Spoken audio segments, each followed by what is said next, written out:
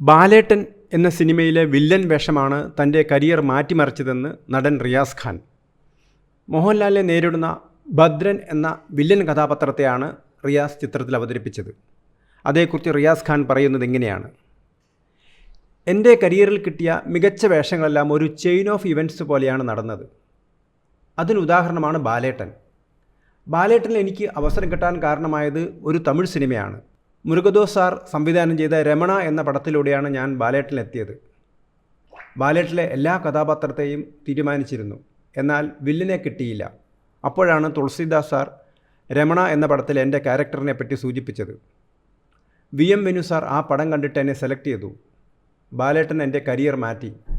തുടർന്ന് ഒരുപാട് അവസരങ്ങൾ എന്നെ തേടി വന്നു. രമണയുടെ ഷൂട്ടിങ്ങിനിടെ മുരുകദോസ് സാറുമായി കമ്പനിയായി. അങ്ങനെയാണ് ഗജിനിയിലേക്ക് വിളിച്ചത്. അതുവരെ ചെയ്തതിൽ നിന്ന് വ്യത്യസ്തമായൊരു റോളായിരുന്നു അത്. തമിഴ് വെർഷൻ കണ്ട അമീർ ഖാൻ എന്നെ ഗജിനിയുടെ ഹിന്ദി റീമേക്കിലേക്ക് വിളിച്ചു. അങ്ങനെയാണ് ഞാൻ ബോളിവുഡിലെത്തിയത്, റിയാസ് ഖാൻ പറയുന്നു.